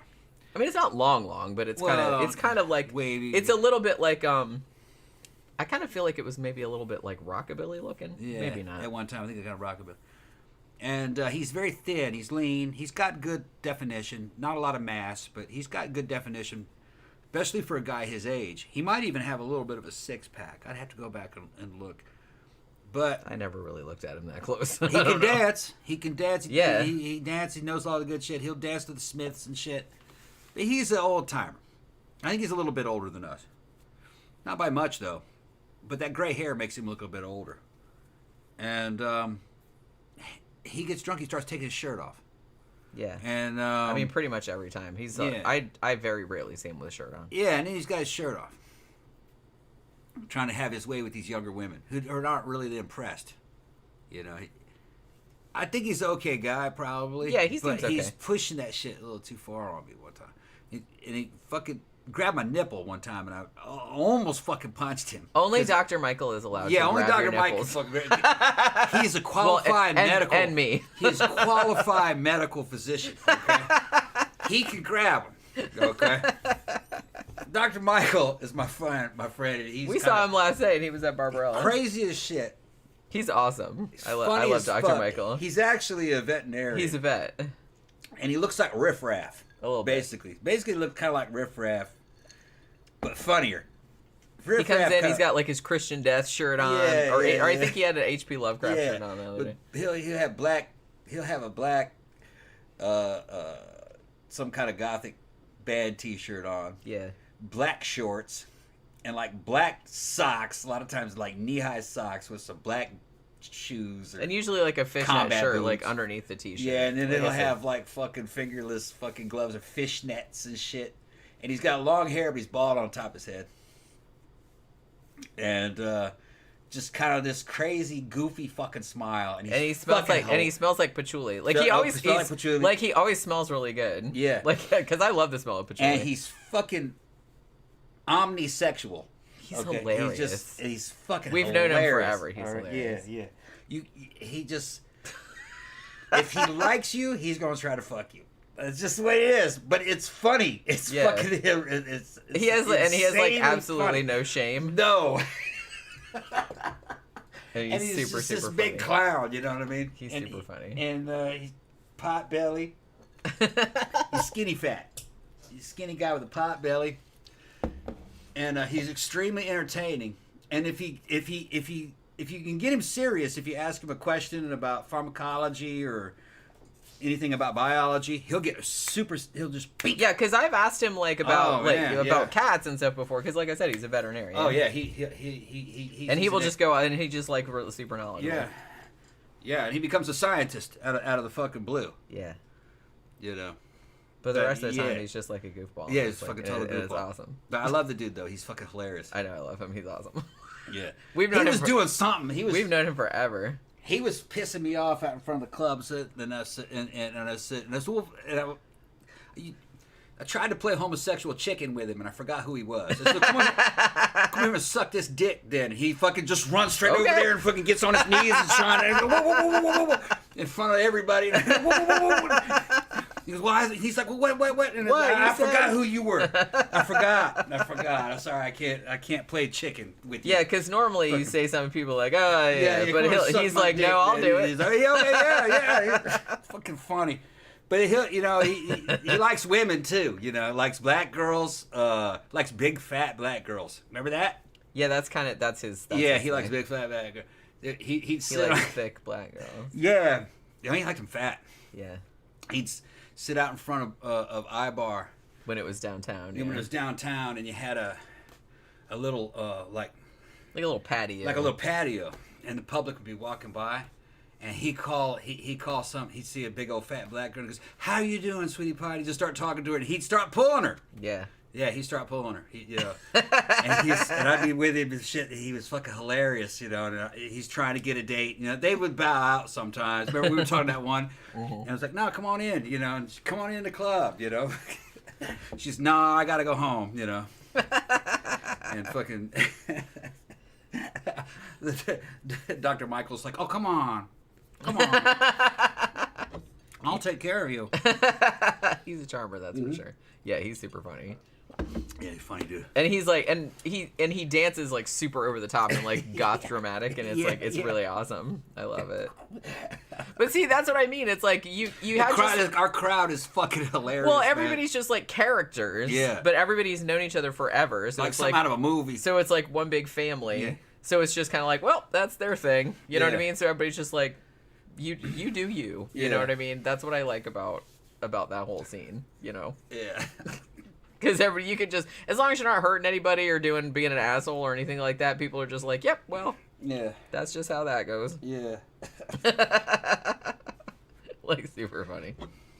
Ben said, what happened in no shirt, no shoes, no entry? Well, he has a shirt on when he enters. Yeah. He just takes it off later. Big Tom owns the club. He's a friend of ours. Yeah. We've known him forever. This is mannequins we're talking about now. Big Tom is this big old black dude who's a Navy veteran. And he fucking loves Morrissey. He loves, like, 80s new wave music. Like, loves 80s new wave ridiculously. You'd look at him, you'd think he's like a big old gangster. But no, he likes fucking Morrissey and new wave music. And he's got a bunch of, like, white children because he's married all kinds of white women over the time. He's got a new one now. And he's real lax when it comes to like he's from the scene, you know. His friends are all goth and shit. So as long as you're goth, you can get away with a lot in there. Yeah, like I said, as long as you're not hurting anybody. You're not hurting anybody. They don't really. He doesn't really care. He doesn't care about the no shirt thing. He's like, oh, he's okay. I mean, people have been like fucking in the bathroom. Yeah. In the employee bathroom. Yeah, threesomes in the bathroom. Yeah, we've seen that. All kinds of shit has happened there. I mean, he installed a stripper pole. I mean, the whole theme of the club is like he started putting like all these big like sex dolls, like real dolls in there. Yeah. That are kind of like laying all over the bar and stuff. Yeah. So he has that kind of situation going on. Yeah. And I think last night they had, I think it was like a stripper party or something. And I think like last week they had a blow up doll party. Yeah. Was it last week or the week before? Big Tom was on the news when his club was on the local news here. Mm-hmm. It's pretty good. It's fucking funny. He sends me a clip of him. I saw that. Yeah, him being on the news because the place attracted attention of the news in a good way. They liked it. Yeah. I mean, like I said, it's a cool place. I mean, he started out, his original concept was a horror-themed bar. And I think, I mean, judging by the original graphics that he had for the place, he called it Mannequins because of Tourist Trap, that 1979 movie, because he had stills from Tourist Trap, like, on the sign. That's Big Tom. Wait a minute. We can't see. I mean, the phone's covering most of his face, but you know what I mean. Yeah, here, I'll get some more. Ben says blow up doll party. Yeah, we didn't go to that, but you know what I mean. That's Big Tom right But that's kind of, yeah. But yeah, we met him at Independent Bar, like a long time ago. Almost 15 years ago. And like he was there every single Saturday. Yeah. Like, he asked me to manage the place, and I was like, Tom, first of all, we're friends. You're not supposed to be working for friends. Another thing is that I can't manage a bar. I don't have any bar experience. You know what I mean? But we actually did consultation with him in the very beginning when they first before he opened. Like we went in there and like about decor and this and that, but I can manage a restaurant. I can't manage a bar, man. That's got its own fucking thing. Well, and especially like a nightclub. I kind of feel like when you have all those people in that area and they're drinking a lot, and it's just like I feel like there are things about the club bar behind the scenes stuff that I don't know about. But he's got a really good bartender he made manager, who's a friend of ours also. She can handle it. Yeah, she seems to be doing a good job. She seems to be doing a good job. Yeah. But, you know, like I said, you still got the random ass people. Although I can't believe they let that dude back in. I have to talk to him about it. I mean, I believe it because I was just kind of like probably no one was paying attention, but you know what I mean. Here's a good face shot of Big Tom. He's a good dude. It's all and you can out there. You can check out Mannequins on Google. It's in Google. Yeah, it's downtown Sanford. Downtown Sanford. Yeah. like I said, it's a cool place, but it's like when he first opened it up, it was only like half the size. Yeah. And then he bought the building next door. Yeah. And tore the wall out. Oh yeah, look at that. That's Big Tom's Navy picture. Holy shit, look at that. Here's Big Tom's Navy picture. Funny. Yeah. But yeah, so now it's like twice the size as it was, and you know, I wasn't sure. Like when he first opened it, I was like, I don't know if this is really gonna fly or not. But well, it was small. It flew though because he had a lot of walk-in. When he got the place next to it, when he got the property next to it, and then merged the two, now it's a blowout. If he gets the place next to that, so he's got 3, it'll be even bigger. Yeah, because he was thinking about that. Yeah, he said he still is. I mean, when we went, seriously, we went there on Halloween. That place was fucking heaving. You couldn't even move in there. Right. I mean, in a way, that kind of sucked because it's like we were kind of stuck out on the patio all night because I was like, you couldn't even get to the bar to get a drink. It was like fucking packed full of people. But if you ever want to come to Florida and go check out mannequins, just go. And the owner's name is Tom Morris. You'll see it's all linked in there. He's a real good dude. Fucking, he's got limousines and shit. He bought a couple of limousines and fucking Escalades and crap like that. Like I said, they do different nights. I know Friday night is kind of like the goth industrial thing. Saturday night is kind of some of that, but then also just like crazy shit. Like I said, they'll play like ABBA and stuff too. I think they do a drag show on Thursday night. I think it's Thursday. There's a biker night on There's a biker night, I think, on Tuesdays. That's which biker. I still haven't gone. Yeah, you should probably go. Yeah. Wednesday night, I think, is karaoke. But I don't know if it's open the other 2 days. But I'm pretty sure that's what they do. I think they still do the drag stuff on Thursday. I don't know. Yeah, I think they do. I think it's called the Treehouse or something like that. Like, yeah, it's like a drag thing. But then like Wednesday night they do karaoke. A lot of people go to that. We went to that one time, but I didn't sing any karaoke though. I have to be really drunk to be like singing some karaoke. Oh, they're gonna ask if we can see Shazam too because they haven't seen it because we like the first one. We were talking about that. Yeah, I liked Black Adam too. We saw Black Adam a couple days ago. I should probably watch the end of that because I fell asleep at the end. Black Adam was really good. I don't remember what happened at the end because I was so tired and I just like dozed off. But you know what I mean. Danny Rowling said that Adam Driver film 65 was okay, but you know what's weird? I was just reading about that like earlier. Adam Driver like versus dinosaurs. I'm just like so behind.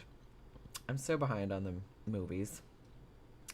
Let's see. Danny Rowling said that new M. Night Shyamalan film was super disappointing. There was no plot twist, which kind of sucked.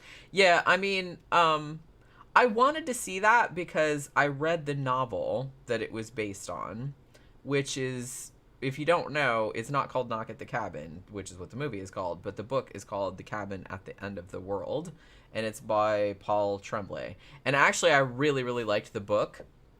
And I don't know... I wanted to see it, so I haven't like watched any reviews of it because I don't want to get it spoiled or anything, because I don't know if it sticks to the book exactly. It looked like, from the trailer, it looked like it was pretty close to the book, but I don't know if they're going to end it the same or whatever. But the book is really good if you haven't read it. Paul Tremblay is like a really good... Most people cite A Head Full of Ghosts as his best one, which that one's good too. But I don't know. I kind of like Cabin at the End of the World a little bit better than Head Full of Ghosts, but Head Full of Ghosts is also pretty awesome. Oh, and if you didn't see it, I posted another book review like earlier. I feel bad because I don't have time to like read as many books anymore. And the one that I read, I actually read it entirely like on my lunch hour from work, like on my phone, like on my Kindle. And it's like, I don't know. Go watch the video because I had like a really weird experience with the book that I don't think I've ever had before. Let's see. Zach's... How long have we been on? An hour and 34 minutes. Zach said, if y'all are ever in Indy, I'm assuming he means Indianapolis, you should hang out at Greg's. It's the biggest or oldest gay bar in Indianapolis. It has some kind of distinction. Wild ass place. See, that sounds super fun. I don't know if it's still there or not. We used to have a really good gay bar. I think it might still be there. I don't know. But it's called Southern Nights in Orlando. And for a while, they had like a fetish party, like a goth fetish party, like once a month called Escape. that was always really fun. Like all kind of crazy shit would happen at that. I'm gonna turn the Instant Pot on to warm up the stuff. Oh, okay. But all kind of crazy shit would happen to that. But they stopped doing it after a while, and then like sadly, the guys that organized it, one of them moved away. He moved to LA. The other guy died. So they didn't do it anymore. But I think maybe the club is still open. I'm not sure. But that was a nice place. I used to like going there like once a month. I can't remember what night it was. What fucking night was it? I think it was like a Friday night. I don't remember. It was a while back. Danny Rolling said, yeah, I hear there's still glitter residue on the walls of that place dating back from the 70s. Yeah, leave that shit there. It's character. It's character. We went to Barbarella last night. We got there so early, like all the fucking lights were still on. They let us in though, because we were like, man, they know us. And plus Tom was like, dude, I really have to go to the bathroom. Like he had to pee, so it's like he let us in. But I was like, I don't really want to come in here with all the lights on. But yeah, Ron Weasley get his head bashed in by. Oh, okay, well, I'll see it eventually. I do want to see that. I do want to see Knock at the Cabin. But like I said, it's mostly not because it's M. Night Shyamalan, because a lot of his more recent movies I haven't been a big fan of. But I really like the book, so I was kind of curious to see. Yes, actually, it's not the only residue still there, I'm sure. Do woodcore samples on the floors and re-release all the plagues. Oh, shit. I'm sure. That's the thing, though. But like I said, that's kind of what gives him character. I know if you think about it, it's kind of gross and like not super sanitary. But that was one of the things we used to say about when I used to go to the castle regularly, which is still there in Tampa, which is kind of like one of the venerable goth clubs of Tampa. And it's like a cool fucking place. It used to be an old cigar factory. I want to say there's a lot of those in Ybor City, which is like the old section of Tampa, very piratey, very like there was a lot of cigar manufacturing there. And I think it was either an old cigar factory or maybe like an old what do you call it, like a fucking, not Kiwanis, but what's that other thing, some kind of lodge or whatever it was, like an Elks Lodge or some shit like that. And it has like stained glass windows, and it's like made of brick, and it's like really cool and everything. But it's like that place is so cool, like when it's dark, that it's like the one time I saw it with all the lights on, like after I was like, I don't really want to see it with all the lights on. You know what I mean? I don't know. Zach said apparently there was a bartender who'd go there with toys deep up in there, and one fell out of his thing and rolled across the floor. What fell out of his shirt? Well, no, like a toy, oh. like an anal thing. I'm assuming. Like so he would just like walk around with stuff stuck up his butt, and then like, whoops, every now and then like it would fall out, and like that's pretty gross. I was gonna say too, when you were talking about shirtless guy at mannequins, since I brought up the castle, kind of the most famous guy that went to the castle was the senator. Yeah, dude, walk around naked, basically. Yeah. And again, that's like, you just kind of got away with it. He didn't come in naked, obviously. Yeah. He always had like a cape or like a coat or something on. But then he would come in. He didn't start out naked. He would come in, and then he would go in the unisex bathroom and take off his cape and hang it up. And then he would always be wearing like a baby doll and like a thong.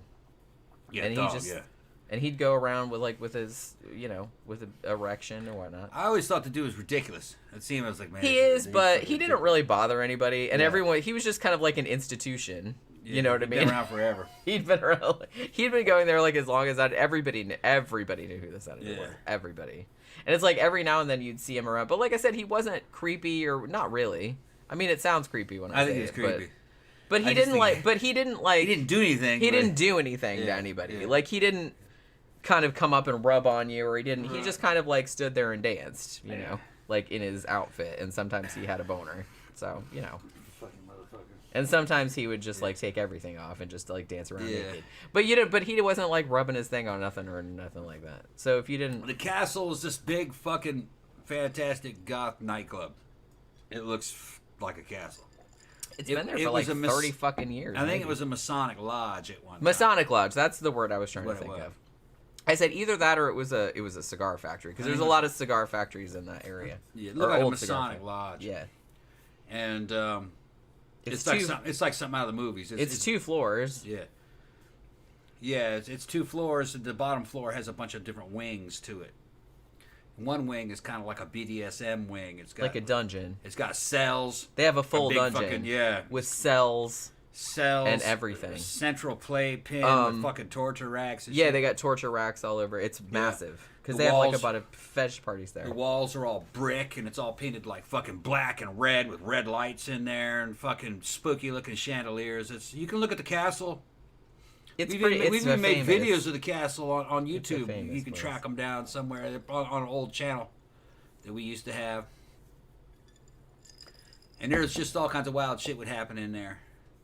But then it also just had a regular kind of cool bar on the bottom floor. It was like something that you'd see like at a House of Blues. It was House of Blues level quality, kind of. And it had an outdoor dance floor. And then upstairs you had a big main dance floor with a bar in it. And then another little rooms with a bar and little fucking warrens and fucking with bathrooms and fucking. It's a cool place. They're all gonna have velvet couches and like I said, stained glass windows and. They'd have boxes up there with some of the goth girls that we knew up there be dancing. It was their job to dance. Yeah, they had the go-go dancers. Gothic go-go dancers. Yeah, fucking in. Basically bikinis with a bunch of fishnets and boots and fucking massive fucking hair and. Really good outfits, you know. They weren't dressed up as goths. They're goth girls. I mean, well, some of them worked there for years. Yeah, professional goth girls. And the one, like, real famous one, her and her mom owned the that goth clothing store. Yeah. In Tampa, which I think is still there. Yeah. What was that one? Ravens and Rockers, is that what it's called? What was that one girl we knew? Haven't seen her in a long time. She was one of the main dancers there. Shit. I know, I can't. I'm trying to remember. I'm trying to remember what her real name was. What her real name was with the fucking fuck. Did we saw her at the fucking the horror convention because her and her mom they set up a booth. Man, it's been so long since we've fucking even just talked about the castle and the we people have been, the castle. We went there. I think the last time we went was like at the vampire ball or fetish ball or something. And that was like a few years ago. What was that girl's fucking name? I'll probably remember it like after we stop. Yeah. Now, since we were talking about the vampire ball, I just remembered this morning, our friend Dimitri, who DJs at Memento Mori, he sent a picture. We just saw him Thursday night at Clan Zymox because he was DJing at that too, and he looked different then. But it's like he sent us a picture this morning and said, "Look, Tom, I shaved my head and grew my beard out, so I look like you now." He says, "I look like you now." And I said, "Yeah." And Jenny goes, "You can dress up as each other." I was like, "How funny would it be if you guys dress up as each other for Halloween?" Yeah. And then I said, "Actually, that would kind of be funnier if you said that you dressed up as each other for Halloween, but you didn't actually look any different than normal. You just told everybody that you were the other person." I don't know. I would think I would think that was funny. He's copying. Yeah, because normally, I mean, he had hair. I don't want to say he's like my hair, but he had like it was all shaved, and then he just had like a little bit at the top. But he shaved it all. Next, he's gonna try to get jacked. He might, yeah. He told me, "Dude, you need to stop working out." I was like, "What?" He goes, "You're getting too big." I said, "No, I'm just getting a lot bigger than you." Okay, that's what. Well, you know, you're getting too big, man. So, man, fuck out of here. He says, "I'm gonna put another 20 pounds on." "You're gonna get bigger?" I said, "Yeah, I'm gonna get bigger." He got mad. He's mad at you. He got mad. Yeah. Oh, what's his name was crying. Who was crying? At the Abbey. Dude was leaning up against the wall with me. He hadn't seen me in about 2 years. Oh. Remember? Him and his girlfriend. He's going, "What the fuck?" Oh. He's the one that was fucking touching my leg and shit. Scott, yeah. Not the other Scott. Yeah, the Scott. We know more than one Scott. And he goes, "Dude, man, you look totally different." And I said, "Yeah." And he started going, "Yeah, we hadn't seen them in a while." He's going, "Oh, man." And I said, "You need to work out." He goes, "Yeah, I do." I said, "You need to work out." I ain't gonna fuck with these people, though. I'm just playing with them. Zach says, "The only time I Googled the castle, I saw one of those 360 photos of a chick in fetish gear on a table and a dude in Joker makeup was grabbing her boob." Yeah, that sounds There's about all right. kinds of stuff that sounds about right. Well, I mean, Ben said the dungeon's probably left over from the Masonic Lodge days. Honestly, when I first started going there in like the late 90s, they didn't have that dungeon. That was a later edition. because I mean, I guess it's successful enough that they could, because it's a big dungeon. I mean, it's a whole half of like the first floor. But I guess since they started hosting all those fetish balls and people come from like all over the South and all over the country, really, so they justified putting, like I said, they installed, there's human cages in there. You can go in cages, and there's prison cells in it. And there's like all kind of like shackles and shit like that, like just mounted like all over the walls. And they're mostly not using it. It's just mostly there just for obvious, but they do have fetish stuff happen there. Yeah, they have like a couple big fetish balls a year, and they have the big vampire ball, which it's not quite as big as the one in New Orleans, but it's almost as big. The one that we went to a couple years back. So if you remember, we went with Dimitri and we went with Dimitri and Jen. We stayed in that hotel there. Yeah.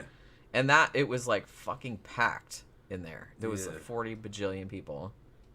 I mean, it was fun, but there was like 40 bajillion people. It was like super, super packed. Let's see, what else? Danny Rolling, just seen an artsy 1990s Viggo Mortensen vampire film called The Reflecting Skin.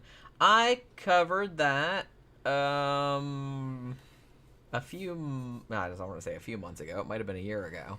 But I think I covered that on my Flickers of Fear series. Interestingly, I first saw The Reflecting Skin back in maybe a year or two after it came out. So like sometime like in the mid-90s, I want to say. And I think I just happened to see it on cable. And I was like, man, that is weird as shit. And I really liked it, so I taped it. Like back in, like you did in the 90s. Like you had the VCR and you taped the shit off the TV. And so I had it like on tape for a long time. And then like recently I saw that it was on Tubi. So I was like, oh, I'm going to review that shit because I haven't seen it in a long time. And yeah, that's like a really fucking weird movie. I like it though. I like it. It's like, it's very misleading. It's not a vampire film at all. Yeah, it's not really. It's kind of hard to explain. I'm not really sure what genre I would call it. But I tend to like movies like that are just kind of... I mean, it's nominally a vampire film, but not really. Not really. But if you haven't seen it, I don't know if it's still on Tubi or not. It was for a while. But that's where I got the idea to, like, revisit it, because I hadn't seen it in many years. Let's see. What else? I think that's all the comments. Jeffy Art said, my ignorance is showing. Is there a distinction between the goth versus the vampire community? I don't think there is a vampire community around here. There's an overlap.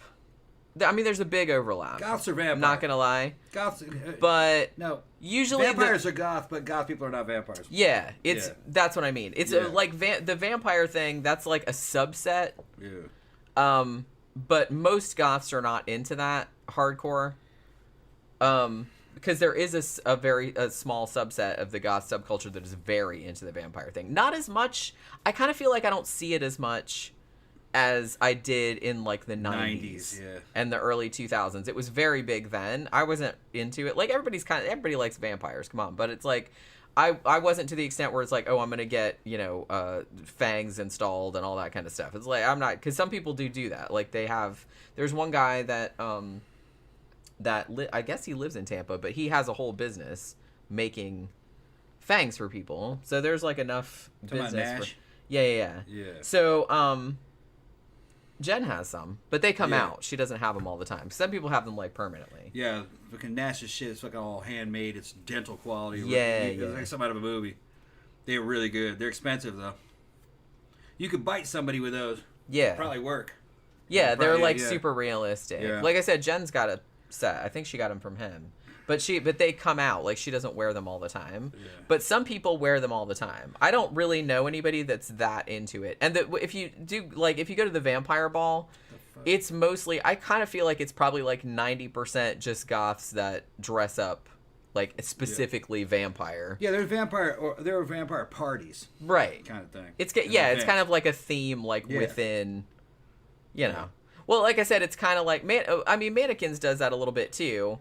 Where it's like different Friday nights, they try to do different themes. It's like, oh, tonight we're doing like, steampunk, or tonight we're doing post-apocalyptic or something like that. So it's like you can still do like the goth look, but in a specific subgenre type of theme. You know what I mean? So I kind of feel like Vampire's kind of like that. That girl's name was Sheena. That's right. Yeah. Why did I forget that? Yeah. That's what, she doesn't dance there anymore, but that was one of the dancers from. Yeah, she's the one that her and her mom. Yeah. Her and her mom run Ravens and Rockers, right? That's still there, yeah. Isn't it? I mean, I haven't been there for a couple of years. See if I can find. But it's like a goth clothing store. Picture of Sheena in her dance outfits. Let me see. Yeah, I think the last time we saw her was at the horror convention. Yeah. Because they had a booth. Like, because I think I bought some shit there too, and I bought a skirt and some other stuff. Yeah, she always had like really awesome outfits. Yeah, you'd see her like that up and dancing on a box. Yeah, she always had really awesome outfits on. She must have had like a million. Well, like I said, her and mom owned a clothing store, so she could just. She had like tons of clothes to pick from. See if I can get a picture of her dancing. Jeff Yard said, "I recall a South Park episode where the goth kids had a rivalry with the vampire kids." Yeah. Yeah, it's like I said, it's not so much that. Yeah, I kind of feel like we were talking about this before. There's kind of like, there's also an overlap between. Keep talking. Sorry. The goth community and the fetish community. But a lot of people that are into fetish stuff aren't necessarily into goth and vice versa. You know what I mean? But the goth things tend to have like a lot of fetish events because there is a lot of overlap. I don't think there's as much overlap as there would be with like the vampire thing. Because there's a lot of people that are into fetish stuff that aren't into goth at all. You know what I mean? But particularly, I kind of feel like the goth thing more overlaps with like BDSM more than anything. Yeah. Like as far as that fetish community goes. That's a good dance outfit. That's like a steampunk kind of deal there that she was doing. Yeah. Yeah, she always has like lots of different horns and everything. She used to have like photos of her just full length dancing. She had a nice figure. She probably still does. It's been a while since we've seen her. Yeah, I haven't seen her for a couple years, I don't think. Zach says, I have a show topic suggestion, the Final Fantasy House. I've actually been because I think you recommended that like a while back, and I put it in the polls a couple times and it never won, so it kind of just went to the bottom of the list. But that is another one that I want to do eventually. That is a picture of her on the box dancing inside the castle with the flash lighting up the bricks in the back. Yeah, that's right. In the main room there. Yeah. Yeah, it's a cool place. I'm actually amazed that it's been, because you wouldn't think it. I think a lot of people are very surprised that Florida has a gigantic goth industrial fetish scene. Gigantic. Yeah. I think she's selling shots there, isn't she? Yeah. Yeah. And like, you wouldn't think it because like Florida and everything, but nope. We have one of the largest scenes in the country. They must be doing some kind of promotion there. Yeah. This is some kind of promotion for the castle. They're out there with the hearse and shit out in the broad daylight. So we're not talking about fucking small beans. It's one of the biggest goth clubs in the United States. It's been there forever. At least 30 years. No, more than 30 years because I remember they had their 30th anniversary party and that was like several years ago. Yeah. So they've been there like forever. And it's kind of like that's just the place. If you're like a kid and you get into the goth scene, everybody's like, well, we have to take you to the castle. It's kind of like they would talk about it on Saturday Night Live. A rite of passage. There's a fucking famous Saturday Night Live episode where they had fucking goth talk. Remember the goth talk? It was a fake talk show. Yeah. And fucking Cersei Nightshade and some other shit. And they were from Orlando. Yeah. All right. And then the guest of that day was the girl that played Buffy the Vampire Slayer. Yeah, and they have her dressed up like this goth chick. And she shows up on the fake goth talk fucking show to talk about the castle. And there's this huge fight breaks out about who had... Which is sort of accurate. It's exactly the way it was. It kind of is. That's why we thought it was so funny, because we're from here. So it's like we knew... I mean, I'm from here, so I was like... Sarah Gellar's fucking character. Sarah Michelle Gellar, yeah, she's going, they're up in Orlando. Yeah. We're in Tampa. We have the castle. You know, fucking... It's just... They're It's doing not, like fucking goth classism. It's not as bad as it used to be. Yeah. It's not really that bad anymore. Orlando upped its game a lot since but then. Back that was then, 20 years it was ago, a big deal. Yeah, like I feel like the people in Tampa, like were snottier. Yeah. Because they were like, well, we have the castle, so we're obviously better. Better than you. Yeah.